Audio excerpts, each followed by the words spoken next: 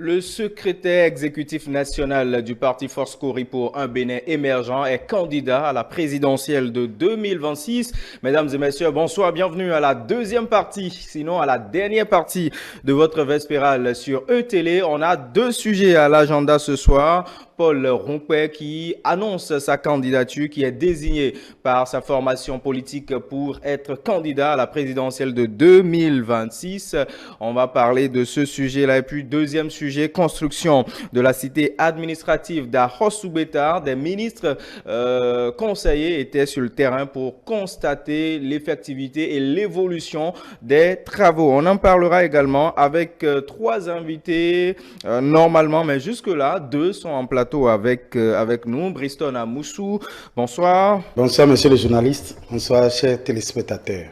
Allez, en face de Briston, un habitué de ce plateau, Didier Makou, bonsoir. Bonsoir, Soukoué, et heureux de vous retrouver comme d'habitude. Allez, vous avez suivi cette information en mi-journée qui nous fait savoir que Paul Rompé sera candidat sur la liste FCBE. Il est le candidat, le présidentiable au niveau des FCBE. Qu'est-ce que cela peut déjà vous inspirer en tant qu'analyste? Merci beaucoup. D'abord, je voudrais dire bonsoir à tous les téléspectateurs qui nous suivent. Paul Rompé, candidat à la présidentielle. Bon, l'information vient de tomber. Et je crois bien que, bon, personnellement, je ne trouve pas ça comme une information qui est, bon, c'est-à-dire c'était prévisible en fait. Et on savait que avec les accords de gouvernance que la FCB a eu avec les partis UPR et BR, c'était prévisible qu'il voudrait, c'est-à-dire le parti FCB voudrait qu'il soit présent aux élections présidentielles. Peut-être que nous n'avions pas idée de qui ils allaient prendre, mais on se rend compte que c'est Paul Rompé. Je crois que c'est le jeu démocratique qui est en cours.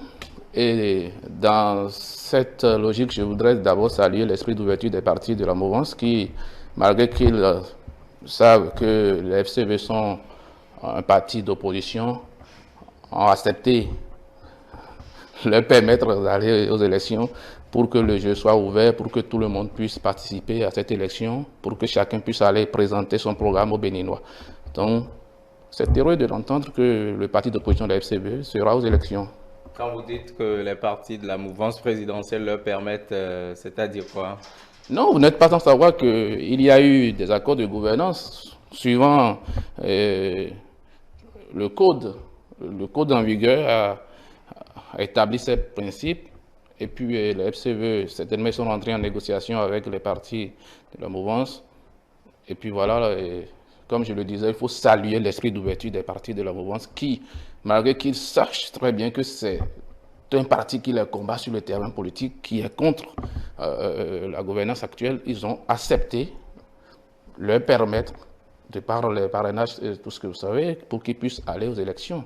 Et ça, c'est ce que je dis, il faut saluer la démocratie, l'ouverture du jeu démocratique, où on sait bien que l'intéressé n'est pas d'accord avec soi, mais on lui donne les moyens d'aller contre soi. On lui donne les moyens d'aller sur le terrain politique et d'aller exposer ses arguments, quitte aux populations de voir et qui dit quelque chose de pertinent pour faire le choix. D'accord. Voilà. Allez, Monsieur Amoussou Guénou, vous avez suivi votre vis-à-vis. Il pense que là, cette candidature de Paul Rompé est la manifestation de la vitalité de notre démocratie. Vous dites la même chose? Bon, j'irai dans le même sens certainement. Seulement que je crois que c'est la suite logique de ce que nous avions suivi depuis quelques semaines. Du moment où il y a eu un accord de gouvernance entre les deux partis, ou bien le parti FCBE et les partis de la mouvance, on s'y attendait. Ce n'est que la consécration de ce qui a commencé depuis peu et que nous voyons. Je pense quand même que ça fait partie également de la vitalité de la démocratie au Bénin, comme le disait tantôt M. Makou. Qu'est-ce qu'on peut souhaiter davantage de mieux? Parce qu'il faut une pluralité de candidatures pour essayer quand même de montrer aux Béninois à la face du monde que le jeu est libre, que le jeu est ouvert. Quand on parle d'opposition, en fait, opposition, ce n'est pas s'opposer pour s'opposer. c'est essayer quand même d'aller idée contre idée, c'est essayer d'aller, en tout cas parole contre parole, et d'essayer de vendre aux populations un programme d'action. Et lorsque nous avons beaucoup de programmes d'action, on pourra opiner, faire le débat, essayer de disséquer ce qui nous est proposé et avoir des points de vue vraiment objectifs. Je crois que c'est une excellente chose quand même que les partis de la mouvance aient pu donner ce qu'ils ont de surplus à d'autres tendances pour essayer quand même d'aller sur le même champ de bataille, pour essayer de se cogner, pour qu'on n'ait pas seulement un courant, pour qu'on n'ait pas seulement une pensée unique. Donc je crois que l'opposition également, c'est-à-dire les LD, peuvent également tendre la pêche, peuvent également essayer d'aller vers la mouvance ou vice-versa, pour essayer quand même d'avoir les parrainages qu'il faut au besoin, pour qu'on ait quand même un jeu amical mais ouvert et que les Béninois soient vraiment heureux de participer à cette messe que nous attendons de notre vœu, qui sera une très belle messe, une bonne messe, j'en suis sûr. Et là, tout de suite, on s'interroge, hein, est-ce que c'est une tendance ascendante pour Paul Ronquet, qui d'abord a été maire de sa commune, après il a été ministre, après chef de file de l'opposition, secrétaire exécutif national du parti FCBE, et puis bien après, il a été colistier en 2021. En 2025, allant vers 2026, on est en train de le voir en tant que titulaire. Est-ce que c'est une tendance ascendante? Ben, c'est clair, non, c'est une tendance. Vous étiez maire, puis ancien maire de Beauport, je crois. Hein. Vous étiez maire, et puis aujourd'hui, vous allez aux élections présidentielles en tant que candidat titulaire de votre parti. Mais c'est une ascendance. C'est une ascendance que moi, personnellement, je salue. Je salue d'abord la constance de Paul Ronquet, qui a maintenu sa position d'opposant au régime de la rupture du début jusqu'à la fin. Et il est toujours opposant.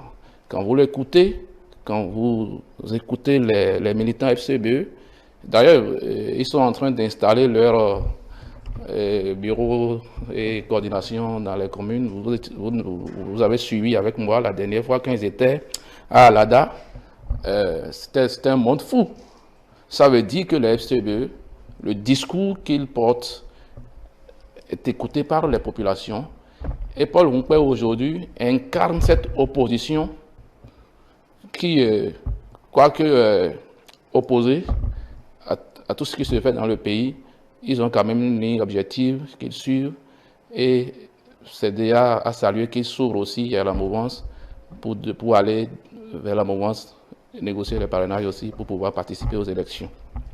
Ce que je voudrais ajouter est que on a tendance à dire que cette opposition entre griffes FCBE est une opposition de folklore et autres.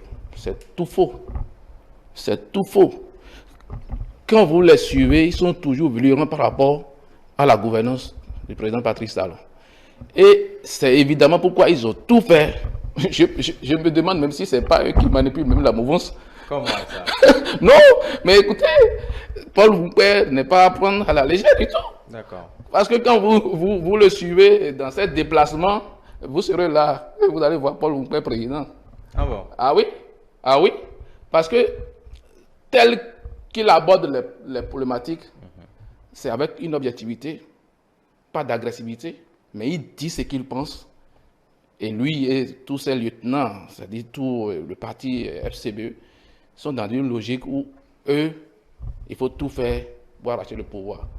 Et dans ça, ils sont prêts à aller même vers leur pire ennemi et demander les parrainages.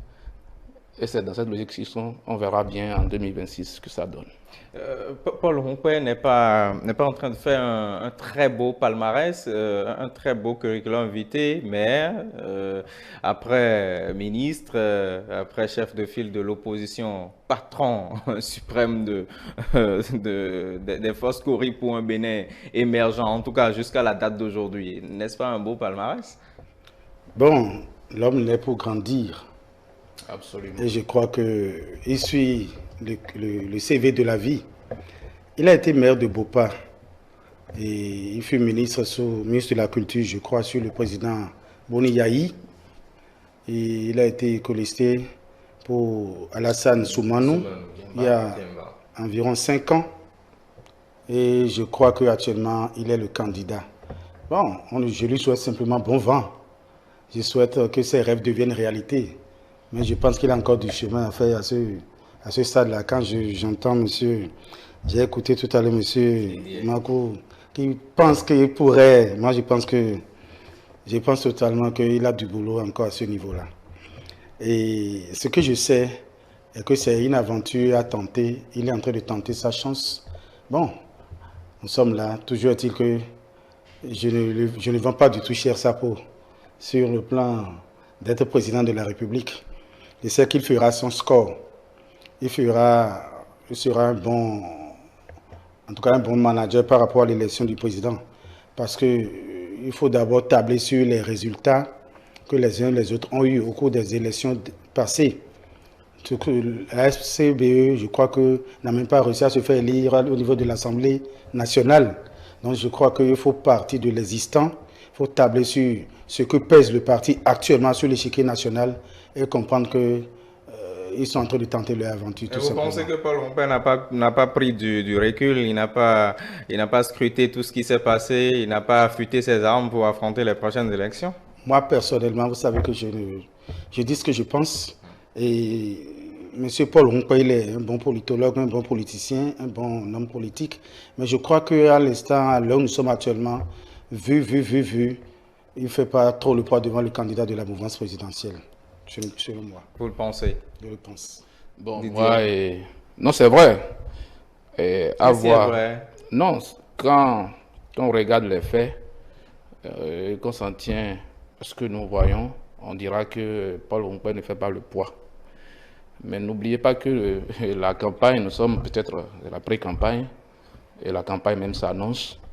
Paul Rompin a certainement ses âmes qu'il garde toujours peut-être secret, puisqu'il n'est pas allé dire peut-être au parti de la mouvance qu'il sera candidat, mais on le voit candidat. Donc, il ne faut pas prendre cette candidature à la légère. Moi, c'est de mon point de vue d'observateur. Paul Rompin, lui, il va aux élections dans la logique des FCBE, c'est pour remporter les élections. Ils ne vont pas pour s'amuser du tout. Et ils savent que c'est une élection présidentielle. Donc, ils sont en train d'affiner leurs armes, ils travaillent dans leur coin, ils savent qu'ils ont affaire à un candidat de taille. Peut-être que d'autres candidats vont s'annoncer encore, puisque peut-être que nous aurons peut-être 3 duos, tout ça. Mais ce que nous savons, ce que nous voyons sur le terrain est que, malgré qu'on les traite de partis qui n'ont plus trop de poids et autres, ils ont leur mot à dire. Et il va falloir composer avec. Il va falloir que toutes les autres chapelles politiques prennent cela en compte dès ce soir parce que c'est devenu évident. C'est vrai qu'on se disait que, bon, FCBE, ils iront aux élections. Mais dès ce soir, nous savons que c'est une évidence désormais. Ils ont désigné leur candidat, qui est M. Paul Rompin. Donc, il faut que tous les autres acteurs tiennent compte de cette évidence désormais et que chacun travaille pour que les Béninois puissent avoir accès à beaucoup de projets. C'est ça qu'il faut saluer. Et c'est pourquoi je disais en début d'émission et de ce débat qu'il faut reconnaître au parti de la mouvance cet esprit d'ouverture. FCBE, parti d'opposition, tout le monde le sait. Ou bien, je ne sais pas si depuis que le président Talon est là, vous avez vu un membre du FCBE aller adouber la gouvernance du président Talon? En tout cas, moi, je n'ai pas vu.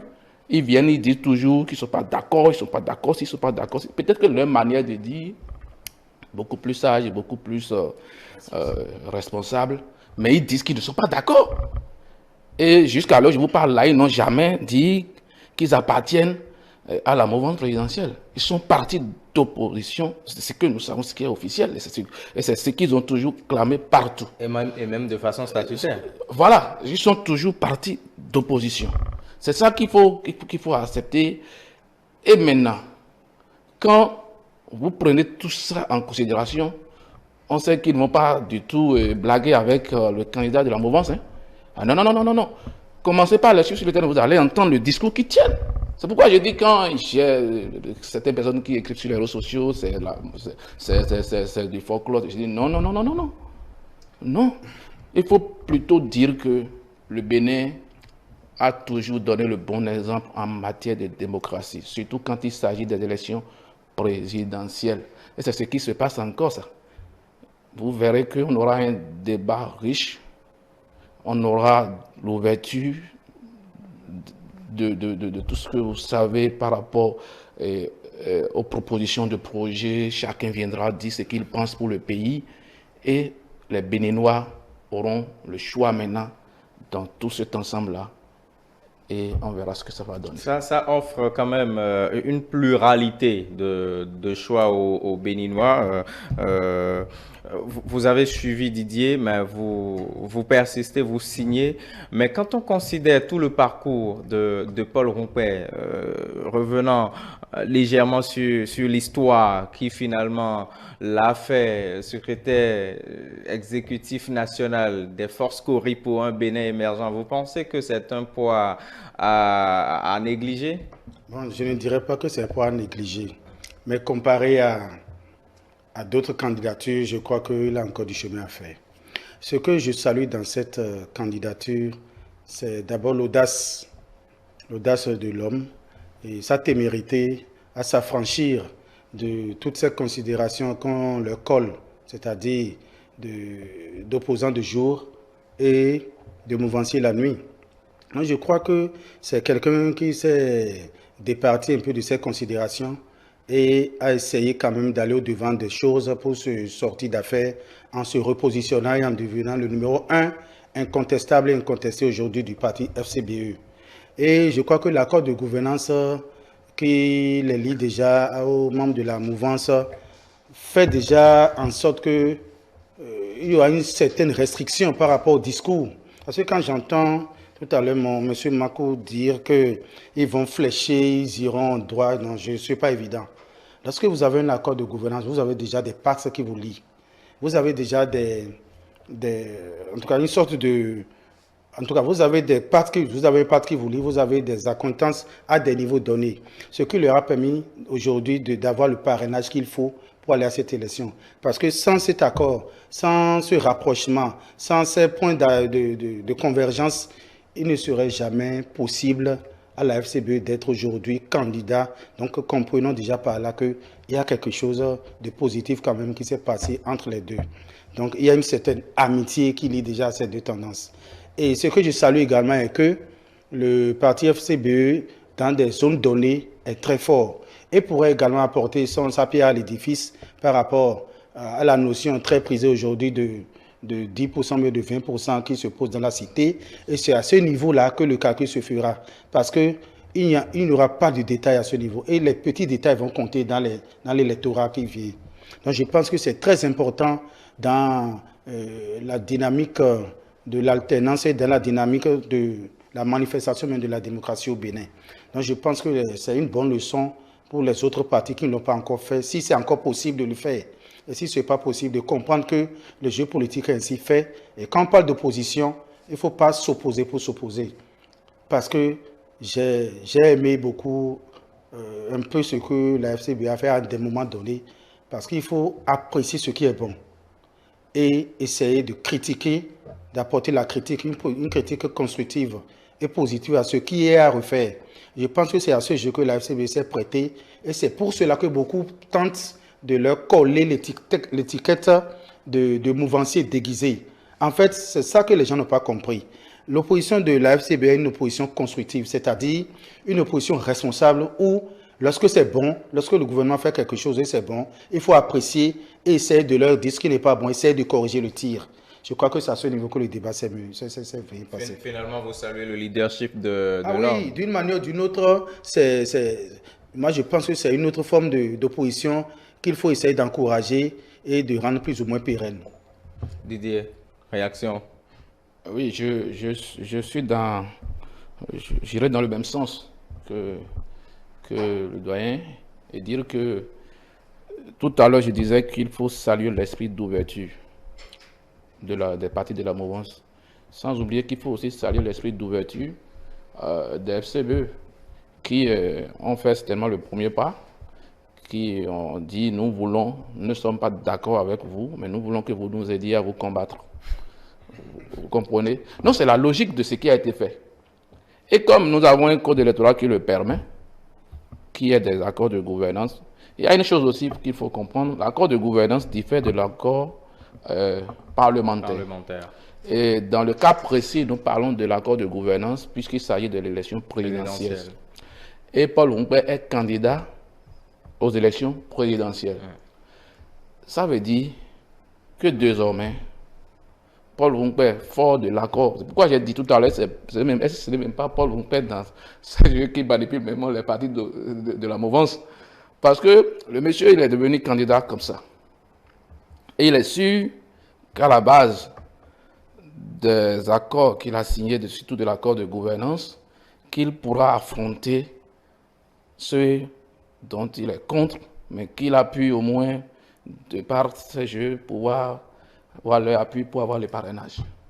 Et je vous dis, doyen, que vous allez constater que sur le terrain, dès maintenant, dès que tout sera en place, son discours serait peut-être beaucoup plus brillant par rapport à la gouvernance du président Patrice Talon.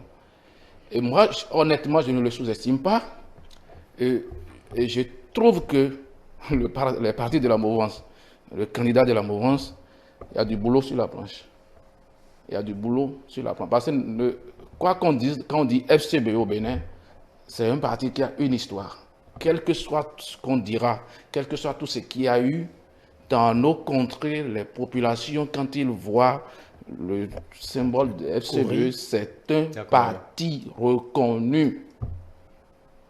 C'est un parti reconnu. Et je vous dis, dans le FCBE, surtout dans le bureau politique de FCBE, il y a des têtes bien réfléchies, il y a des têtes pensantes, il y a des gens qui ont le discours, qui ont les arguments pour aller à ces élections. Et c'est là que le tout va se jouer. Parce que quand ça va commencer, ben, Paul Roumpé aussi fera des tours. Avec ses lieutenants, ils iront partout. Et n'oubliez pas que le FCBE ont des mains. Ils ont des mains. Et tous ces fiefs-là sont toujours dispos et ils vont travailler sur le terrain. Donc, moi, je ne les prends pas du tout à la légère. Je sais que désormais, le candidat de la mouvance a en face de lui un autre candidat de poids qui aussi, même si on se dit que, bon, les dernières élections, ils n'ont pas vraiment fait grand-chose, on ne sait pas ce qui va se passer en 2026. C'est là toute la question. Hein. On a fait une première expérience en tant que FCBE. On revient à faire une autre expérience. On est allé d'abord s'assurer que on a mis tout en place pour pouvoir participer au jeu électoral. Le parrainage, ce n'est plus un problème aujourd'hui. Et puis, on va continuer à prendre à la légère cette formation politique. Bon, on ne va pas prendre à la légère la formation politique, mais toujours est-il que l'ambition est assez grande et la taille de l'événement aussi est non négligeable. Quand on parle d'une élection présidentielle, c'est le summum des summums. Et je crois que pour ce que nous avions vu seulement il y a quelques mois par rapport aux législatives, et par rapport à tout ce qu'il y a eu comme problème au niveau des FCBE ces dernières années, et tout cela a joué contre l'électorat des FCBE, et il a fallu aujourd'hui cet accord de gouvernance pour leur permettre de pouvoir aller aux élections. Sans cet accord, les FCBE n'était pas du tout possible, c'était pas du tout possible pour eux d'aller aux élections. Et je crois qu'ils seront toujours redevables à ceux-là ou à ceux-là qui leur ont permis quand même de candidater, à ceux-là qui ont permis à la FCBE aujourd'hui d'avoir des candidats. C'est pourquoi je vous disais tantôt, et je suis d'accord avec ceux-là. Pas dans le sens de se taire, de se laisser faire, de ne pas brandir ses armes. La politique a toujours ses raisons que la raison elle-même parfois ignore. Bref, donc je vous ai dit voilà que celui qui m'a permis d'être à ce niveau, d'une manière ou d'une autre, ils lui seront redevables. Et vous faites bien et sur le terrain, la politique a ses raisons. Et c'est ça là où je voulais en venir. Et sur le terrain, nous allons observer ce qui va se passer. Parce que c'est à eux de nous démontrer aux uns et aux autres que ce n'est pas réellement ce que les gens pensent, ce n'est pas réellement ce que les uns et les autres pensent. Donc je crois que nous allons croiser simplement les bras pour voir. Mais toujours est-il que, je crois, je continue de le dire, face aux candidats, aux redoutables candidats de la mouvance présidentielle, avec toute l'armada, avec tout ce que nous voyons, nous entrevoyons, je crois qu'il n'a pas grand chance. C'est vous qui le pensez, hein? Ça, C'est vous qui le c'est pensez. moi, ça. Tout de suite, c'est comme si il le dit, hein? Il ne met même pas de gants. Il connaît même pas encore les autres duos qui vont surgir. On a deux duos actuellement. Mhm. Sinon, on a deux candidats officiels. Et je parle sous réserve des autres candidatures à venir. Mais pour le moment, ce que nous connaissons officiellement, c'est le jour et la nuit pour moi. Mais est-ce que vous voyez dernièrement le secrétaire exécutif des forces Cori pour un Bénin émergent sur le terrain? Mais je l'ai vu, je l'ai suivi plusieurs fois déjà Ouais, sur la le foule terrain. qui s'adresse, ça ne vous inquiète pas? Entre la foule Mhm. et la population, il y a une différence. Laquelle? La foule, c'est celle-là qui est prête à vouloir vous ovationner, juste pour espérer quelque chose tomber dans son escarcelle. Pourquoi est-ce que vous pensez que Je crois que- ces gens-là ne sont pas véritablement accrochés? Vous savez, je suis un homme de la foule également. Je suis un leader d'opinion, je suis président de beaucoup de choses là, et mes militants aussi me posent beaucoup de questions. Je sais quand est-ce qu'il faut, si vous voulez la foule, de la foule, vous aurez la foule. Si vous voulez la vraie population, vous l'aurez. Et ça, ce n'est pas le résultat. Ce n'est pas le travail qui se fait sur le terrain. Ce n'est pas beaucoup de choses. Et vous pensez que Force Cori pour un Bénin émergent ne fait pas ce travail de terrain-là? Et je crois que jusqu'à preuve de contraire, quand le président de la République sort, quand les artificiers de la mouvance sortent, vous voyez un peu ce qui se passe. Vous voyez le bain de foule, c'est instantané. Mais combien de fois le président Paul Onkpo est sorti, si ce n'est que ces derniers moments où il lui fallu sortir pour se donner une santé, en tout cas. Est-ce que vous avez bien suivi? J'ai suivi à Alada, il était à Alada tout dernièrement, j'ai suivi tout ce qui s'est passé, nous avons eu les échos. Mais je dis, mais combien de fois il sort et nous avons ces reportages avec un si tant de foule. Parce qu'il n'en avait vraiment pas besoin. Non, il en avait besoin parce que c'est ça qui teste la popularité en amont. Mais les tests que vous avez déjà vus, est-ce que ça ne suffit pas le temps que nous sommes actuellement en période préélectorale. Donc, je crois que le travail se fait depuis. Ce n'est pas maintenant que le travail commence. Donc, on a eu à voir... vous a dit que c'est maintenant que ça a commencé. Ah oui, puis c'est maintenant qu'on est en train de voir ce semblant de foule l'entourer, l'envahir. Justement, allez Didier. Apparemment, vous êtes plus proche de la population et vous savez ce dont vous parlez. Ce que nous observons sur le terrain, c'est de ça que moi je parle. Paul Onkpo, déjà à partir de l'accord qu'il a eu à signer avec les partis de la mouvance, vous avez vu comment ça a été salué. L'acte a été salué par des personnalités, par les moindres, qui ont salué vraiment cette dynamique de la FCBE. Donc, on sent que les Béninois s'attendaient à ce que FCBE aussi leur propose un candidat. Ça veut dire qu'il y en a qui ne se retrouvent pas dans la gouvernance du président Patrice Talon, qui sont contre, mais qui se retrouvent beaucoup plus dans cette opposition constructive, constructive des FCBE. Tout le monde n'est pas dans la logique de Vatangé. Il y a des Béninois qui disent qu'ils ne sont pas d'accord, mais qui n'ont pas de honte à dire ce qu'ils ont trouvé de positif dans ce qui se fait. Et ceux-là, ils trouvent que leur idéal se retrouve avec les FCBE. Et c'est qui ne sont pas les moindres aussi. Et il va falloir compter avec. Il va falloir compter. Et c'est pourquoi je disais tout à l'heure que c'est déjà très bien. C'est déjà pour... ça a donné une bonne réputation dans la démocratie qui donne cette ouverture-là. Les autres pouvaient rester fermés et puis il n'y aura pas de FCBE aux élections, c'est simple. Mais ils ont accepté faire ce sacrifice-là, dire ok, vous êtes contre nous, vous nous avez toujours dit que vous n'êtes pas d'accord, mais nous vous donnons l'opportunité de dire ce que vous pensez aux populations, de proposer votre projet. Non, ça, c'est une grandeur d'esprit. C'est ça, je dis. De la mouvance, nous saluons tout ça. Tout le monde salue la grandeur d'esprit de la mouvance présidentielle d'aujourd'hui. Et ça participe vraiment du dynamisme de notre démocratie. Et ça nous vend même encore beaucoup plus notre notoriété, notre chose là à l'extérieur. Maintenant, ce que je dis, oui. Nous parlons en termes de popularité aujourd'hui, tout à l'heure. En termes de popularité, soyons conséquents envers nous-mêmes. Je crois que on ne peut pas, moi je crois qu'en termes de popularité, quel que soit ce que l'on dira aujourd'hui, FCBE ne peut pas rivaliser quand même avec la mouvance présidentielle, vu ce que nous voyons sur le terrain. Vous savez que la popularité ne fait pas forcément l'électorat. La popularité fait l'électorat. Pas forcément. La popularité d'un candidat, c'est ça qui se transmet, c'est ça que nous ressentons à travers l'électorat. Puisque quand vous êtes très populaire, vos actes parlent d'eux-mêmes. Quand tout ce que vous faites, vous avez l'adhésion populaire et vous épousez, ça épouse vraiment ce que nous voulons dans la cité, dans la République, à une majorité écrasante. Je crois que vous êtes tranquille. Apparemment, vous êtes en train d'oublier les épisodes de 2016. Je n'oublie pas les épisodes de 2016 parce que... Pourquoi vous semblez négliger le poids que pourraient constituer les FCBE? Je vous ai parlé tout à l'heure de FCBE de 2016, totalement différent des FCBE de 2021. On ne dit pas forcément la même chose. Parce que, ah oui, les FCBE ne sont plus les FCBE qu'on avait connus, les FCBE d'antan. Les FCBE ont perdu beaucoup de leurs plumes. La belle pour qu'ils n'ont même pas pu avoir un seul député lors des dernières législatives. Et il ne faut pas négliger le passé très récent. Et fort de tout cela, vu toute l'armada, c'est-à-dire les travaux réalisés, tout ce que la mouvance a donné aujourd'hui à la population, que nous sommes en train de voir, que les aveugles sont en train de voir, je crois qu'il serait très difficile pour un candidat, un néophyte, quelqu'un qui n'a rien donné. Paul n'est pas néophyte. Non, quand il dit néophyte, bon, à part il est secrétaire exécutif national de FCBE aujourd'hui, il n'a plus rien dans la République. Et il n'a rien fait, on va dire ça, c'est les actions du FCBE, c'est ceci, c'est rien. Donc, la mouvance, la mouvance a trop de choses à vendre aujourd'hui. C'est que nous avons tellement de choses à vendre, quand on ne pas énumérer ici, jusqu'en 2026, on ne va pas s'arrêter.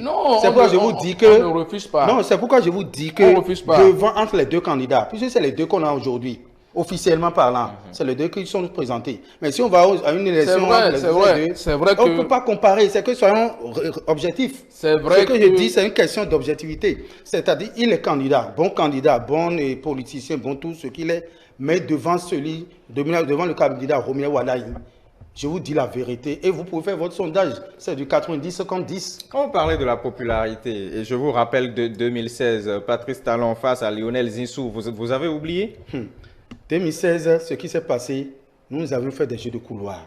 Ah bon. C'était une élection pas comme les autres. Ah bon.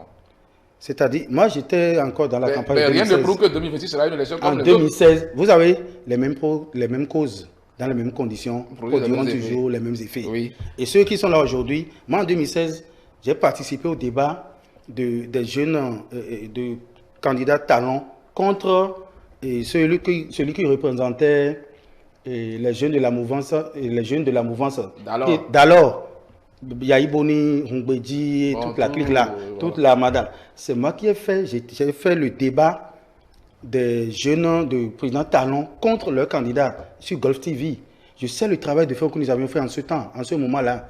Ce n'est pas, vous savez, vous pensez que les autres ne font pas ce même travail de fond? C'est pour vous dire que c'est deux-ci qui s'opposent aujourd'hui. C'est deux-ci qui s'opposent aujourd'hui. Il y a des concepteurs de l'ombre. Et nous, on ne sort pas encore. Nous sommes tranquilles, nous observons la situation. Mais quand on dit Paul Roumpoué, il est bon, il est un politologue, il est sur la main. Je vous dis, pour nous, c'est un non-événement au niveau de la mouvance pour le moment. Non, moi, je n'est-ce pas très risqué? C'est très risqué et c'est... Je parle en tant que moi. Oui, je pour moi, c'est un non-événement. Parce que vous savez, les données sont là, les statistiques sont là. Je vous comprends. Et en termes de statistiques, un Lyon ne peut pas avoir peur, vous m'excusez. Oui, la mouvance a un bilan vraiment très élogieux. Super. Mais il ne faut pas penser qu'en face, il n'y a rien. Et quand je dis en face, c'est les opposants au régime, les opposants aux candidats de la mouvance. Et aujourd'hui, nous avons un nom, qui est Paul Roumpoué, que nous savons de l'opposition, qui est candidat. Ce qui est évident, il n'ira pas adouber le candidat Romiel Wadaï au niveau des populations. Il ira dire en quoi il ne faut pas voter pour Wadaï, c'est ce qu'il lui aura dit. Et c'est pourquoi je ne voudrais pas que nous restions dans une logique où on dit non, il n'y a rien en face. Il faut faire le constat qu'il y a des candidats en face. En tout cas, il y a Paul Roumpoué déjà en face. Il va falloir compter avec et opposer le bilan à tout ce qu'il y aura par la suite. Et on verra. Mais dire que le risque, c'est de dire que Paul Roumpoué ne pourra pas faire et la surprise. Et aller dormir. Et la surprise. Les Macky Sall au Sénégal, il peut m'en parler. Vous savez de quoi il parle? On a vu récemment. Parce que quand L'actuel président sénégalais, quand on a sorti le nom candidat, tout le monde s'est mis à rigoler. Les gens disaient que non, quand même, si ce n'est pas Sonko, mais ça ne pourra rien donner. C'est cette erreur-là qu'il faut éviter. Il faut éviter cette erreur-là. C'est une erreur qu'il faut éviter. Je répète ça. Il ne faut pas penser qu'en face, Paul Hongbe n'est rien. Non. Attention. Non, ça on ne dit pas qu'il n'est rien. Mais il ne faut pas. Les données ne sont pas les mêmes. Comme vous parlez du Sénégal tout à l'heure, je vous suivais religieusement. Le Sénégal, c'est une autre histoire. Et Sonko, ils ont mouillé le maillot, comme le dirait l'autre. C'est des gens qui sont allés au front. Ils ont mouillé le maillot et c'est tout un dispositif. Mais rien ne nous prouve aujourd'hui. On les a vus au front. Et c'est lui qui a été réellement, c'est son nom, sous son nom que Macky Sall aujourd'hui, et que Diomaye Faye aujourd'hui est président. Donc c'est deux données. Aujourd'hui, quand on parle du cas du Bénin, on n'a pas vu, il n'y a pas eu une situation aussi catastrophique ou grave où je le sais, Sola s'est déchaîné, il a été un porte-parole du peuple, il a mouillé le maillot. Non, ce n'est pas les mêmes contextes. C'est que nous disons ici, je salue la candidature de Paul Hongbe, de M. Paul Hongbe. Ah. Je salue la dynamique actuelle, c'est-à-dire la pluralité de la démocratie, tout ce que nous voulons. Mais tout ce que je dis, en toute objectivité, moi personnellement, je n'ai pas peur de cette candidature parce que cette candidature fera ce qu'elle pourra. Paul Hongbe fera son score. Mais toujours est-il que nous n'allons quand même pas jusqu'à nous dire aujourd'hui, tout Béninois, quand vous prenez, vous allez prendre moins. Les 100% des Béninois, 98% vont vous dire Paul Hongbe président. Là, c'est un rêve que nous attendons de voir plutôt réalité. De toute façon, ce qui est sûr, le constat est fait. Les FCB ont désiré leur candidat, qui est Paul Hongbe, opposition, qui ira contre le candidat de la mouvance, qui est déjà sur le terrain avec Paul Hongbe aussi. Vous allez voir, ils n'avaient pas encore de candidat quand ils étaient allés à Alada. Vous avez vu la foule. On dit foule, mais attention, je vous dis toujours une chose. Jusqu'à là où je vous parle, au-delà de tout ce qu'il y a eu à propos des FCBE, il y a nos compatriotes, lorsqu'ils voient le logo FCBE, ils ne veulent pas savoir qui est derrière. C'est une évidence. Ils ne veulent pas savoir. C'est ce qu'on s'est dit, c'est ce que les gens ont dit en 2020 pour les élections municipales. Oui. Tout le monde disait que les FCBE n'auront rien. À la fin. Pas Foscori. Les démocrates aussi, ils n'auraient rien. Non, bon, les démocrates, c'est 2023. Ça, il faut comprendre que à ce moment, la population n'était pas encore en 2020, quand les FCB allaient aux élections municipales, les démocrates sont arrivés, ils disaient qu'ils n'ont pas de conseillers, qu'ils n'ont même pas lorsque les démocrates sont entrés en jeu, finalement, ils ont eu des maires. Vous avez vu qu'ils n'ont pas pu émerger. Parce qu'en ce moment-là, les gens faisaient encore la confusion entre démocrates, entre la personne et la personnalité de Yahya Boni avec FCBE. Mais dès l'avènement, depuis que les démocrates sont entrés en jeu et que tout est plus ou moins clarifié, vous avez vu qu'ils n'ont pas pu sortir la tête de l'eau pour se faire élire au niveau des législatives. C'est là que je voulais en venir. Il y aura toujours des contrées où les FCBE auront toujours leur mot à dire. Ça là, c'est clair. C'est pour ça que je dis, on ne va pas les sous-estimer. Mais jusqu'à dire qu'ils seront présidents de la République. Non, on ne dit pas forcément qu'ils seront présidents. Qui sera, vous avez dit ne soyez pas surpris de voir. Je dis, mais là, si je le dis, c'est quand on va dormir. Oui, si les gens restent là, dire que c'est à rigoler, dire que c'est Paul Hongbe, que c'est quelqu'un qui ne fera pas grand-chose. Non. C'est là le danger. Non, ils ne vont pas combattre seulement. Ils vont pas combattre seulement Paul Hongbe, puisqu'il y a d'autres candidatures en vue. Et le travail se fait déjà pour toute éventualité. Pour vous mais dire il va falloir dans cet ensemble-là compter aussi avec Paul Hongbe, qui est devenu un acteur clé de cette élection présidentielle. On compte avec lui. Puisqu'il est désormais candidat. On compte avec lui, mais il a sa place qu'on maîtrise et qui est bien géré déjà. Il n'y a pas de problème. Si c'est bien géré, c'est bon. Moi, en tant qu'observateur, je dis, il ne faut pas minimiser cela. Parce que si on minimise, c'est comme si on se dit en face, il n'y a rien. Et là, ce sera le danger. Ce sera véritablement un danger. Là où on pourrait faire 50%, on va se retrouver à faire 30%. Paul Hongbe va se... Vous connaissez très bien l'actuelle gouvernance qui ne laisse nulle part où la main ne passe et repasse. Entièrement d'accord. Je crois qu'à ce niveau, vous n'avez aucun souci à vous faire. Le travail se fait sur le terrain de façon méticuleuse, de façon minutieuse, pour toute éventualité. Ça veut dire qu'aucun candidat ne sera pris à la légère. Tout ce qui est dit, tout ce qui est fait se fera dans les règles de l'art et avec élégance. Mais soyez certains d'une chose, faites une bonne différence aujourd'hui entre la foule et le peuple. Parce que la foule, si vous êtes candidat aujourd'hui, M. Makou, vous allez revoir les mêmes personnes. qui vont vous ovationner. Parce que espérant toujours quelque chose tomber dans leur Heureusement cassette. que vous le savez. C'est pour vous dire que ne comptez, ne regardez pas. Parce que, regardez quand le président Yaïboni sort, ce déplacement, parce que c'est le papa bonheur. C'est celui-là qui a la main facile, qui jette dans les escaliers par-ci par-là. Et tout le monde, le peuple, le bas peuple, espérant toujours cela, s'agglutine.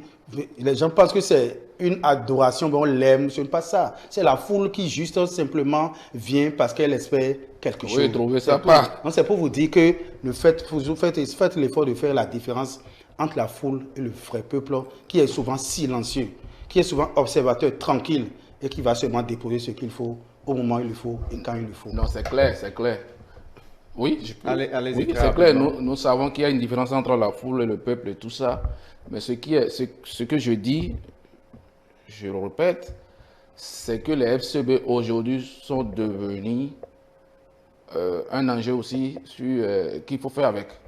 Quoi qu'on dise, ils ont désigné leur candidat, ils iront aux élections certainement. Et encore là, on ne sait pas encore qui sera colistier ou bien colistière de FCB. Là aussi, on ne sait pas encore quelle personnalité ils vont désigner. C'est Paul Moupa que nous connaissons aujourd'hui. Vous savez que ça dépendra aussi du nom qui va sortir par la suite. Cette question va rester posée. J'ai une inquiétude avant qu'on ne fasse la chute. Je voudrais que vous y alliez très rapidement. Le grand rôle, Paul Moupa, le secrétaire exécutif national de FCBE, qui aujourd'hui est candidat, est-ce que ce n'est pas pour un peu gêner, titiller un peu l'autre dans son fief là-bas? C'est une question que je me pose. Justement, vous me regardez. C'est pour ça que je vous disais tantôt que tous les... Il va falloir compter avec Paul Moupa. C'est pourquoi je vous disais tantôt qu'il y a le laboratoire de la conception positive. Briston, les dés ne sont pas encore pipés, les cartes ne sont pas encore jouées. Mais ce qu'on sait tout de suite, c'est que dans la commune d'Abomey-Calavi, le gouvernement béninois a mis en place un projet d'érection d'infrastructures de grande envergure. On parle de cité administrative. Et puis hier, les ministres conseillers étaient en visite d'inspection sur ce chantier. Ils ont remarqué que les travaux évoluent et ceux qui sont à charge de l'exécution de ces travaux ont également échangé avec eux. Cette fois-ci, je requiers l'avis de Briston par rapport à cette visite de chantier des ministres conseillers. Les ministres conseillers sont dans leur rôle, tout simplement. Et ne pas le faire, c'est là où nous allons crier à haut sur eux. Parce mes impôts que je paie vont dans ce sens pour qu'ils sortent de leur bureau. Parce qu'en fait, ils sont des terriens. C'est des conseillers, c'est des gens qui doivent normalement sortir de leur bureau et aller constater de visu les travaux, la réalisation des travaux, la mise en exécution réelle de tout ce qui est prévu et pour rendre compte fidèlement au gouvernement et au chef de l'État via leur porte-parole qui est, je crois, monsieur Yarouedéo. Je crois que ce qu'ils ont fait là, c'est très élégant, c'est bon pour la cité d'abord, c'est bon pour Calavi, comme l'a dit l'autre. Calavi est parti, le Bénin est parti, donc je crois que Calavi est parti vraiment. Calavi est parti vraiment avec ce que nous sommes en train de voir comme architecture là. Une cité administrative, c'est le regroupement des structures déconcentrées et décentralisées des ministères et autres, et permettra aux administrés rapidement de pouvoir se faire satisfaire dans ces différents coins pour qu'on n'ait plus à faire trop de va-et-vient. Et je crois que c'est prévu la réception de ces chantiers, de ces joyaux pour mars 2026. Et je crois qu'il est salutaire que ces visites-là soient répétées pour que la pression soit davantage mise sur les prestataires et autres, et ceux-là qui sont en charge de l'exécution finale de l'architecture. Je vais encourager le fait et demander également que les leaders d'opinion et les uns et les autres continuent de faire des émissions du genre pour leur rappeler le devoir, ce devoir sacré, sacro-saint, de sortir du bureau pour aider le chef de l'État qui a donné l'exemple la fois dernière en allant à Porto-Novo sur le chantier de l'Assemblée nationale et à Ouida, je crois. Voilà. Donc, c'est dans la même dynamique que cela est imprimé, cette marque est imprimée pour que la cité n'ait plus à bénéficier d'éléphants blancs comme on en a toujours eu dans le passé ou bien souvent eu dans le passé. Donc, je leur dis chapeau. Merci Briston. Didier, les ministres conseillers sont allés constater l'évolution de ce gigantesque travail qui se fait dans la commune d'Abomey-Calavi. Ça va permettre un temps soit peu de décongestionner Cotonou. Absolument. Absolument, parce que vous savez que Cotonou, aujourd'hui, à cause de la densité des structures administratives, tous les matins, vous voyez ce qu'on voit au Carrefour Ita et sur le pont de Godomé, vous voyez. Donc, dès que cette cité administrative sera terminée, je précise que, selon ce que j'ai comme information, les travaux sont à 60% de réalisation et que normalement, tout devrait finir au plus grand tard le 31 mars. Ou bien, c'est ça, hein, le 31 mars. Donc, ça veut dire que c'est quelque chose qui est très suivi. Le gouvernement joue son rôle. On a vu les ministres qui sont allés sur le terrain constater l'évolution des travaux, histoire de mettre aussi un peu de la pression sur les entreprises qui sont à charge de la construction de cette cité administrative pour que les choses puissent aller vite. Et comme vous l'avez dit, ce serait très bien pour les populations. Il y aura beaucoup de fonctionnaires qui n'auront plus à faire le trajet tout le temps Calavi-Cotonou.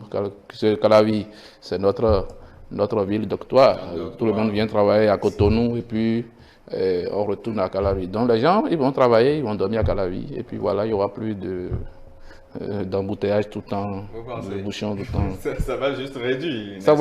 Oui, ça va réduire. Ce qui est sûr, nous savons que quand les travaux vont finir, il y aura beaucoup de structures administratives qui seront là-bas.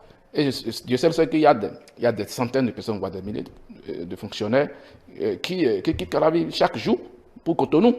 Bon, dès que ce sera fini, ceux-là n'auront plus à faire ce trajet. Et ça fait un mois. C'est clair. Briston. Oui, ce qu'il a dit est vraiment logique parce que je crois qu'il y a des dizaines, des centaines, des dizaines de milliers de Béninois qui quittent la zone, la cité d'Ottawa, Calavi, Abomey-Calavi pour Cotonou. Et ça crée ce que vous savez tous les matins à partir de 5h30 déjà. Je crois que ce flux-là sera obligé de rester dans la zone de Calavi jusqu'à Zell là-bas. Et je crois que c'est une très bonne idée que le gouvernement a eue d'essayer quand même de contenir ce flux-là de l'autre côté pour essayer de désengorger là. Ça va participer carrément à la fluidité de la circulation quotidiennement parlant et surtout de l'enrichissement aussi de la zone parce que ça participe également du développement de la cité Abomey-Calavi qui déjà aujourd'hui tend à développer et à se développer comme Cotonou, sinon dans les années à venir risque de dépasser Cotonou. D'abord en termes de superficie. De gros, tout ça, il y a le marché de gros de jour là. Il y a GDIZ, la GDIZ déjà. Voilà. Il y a la cité. Je crois que Calavi risque de supplanter Cotonou les années à suivre avec ce que nous sommes en train d'observer tranquillement là.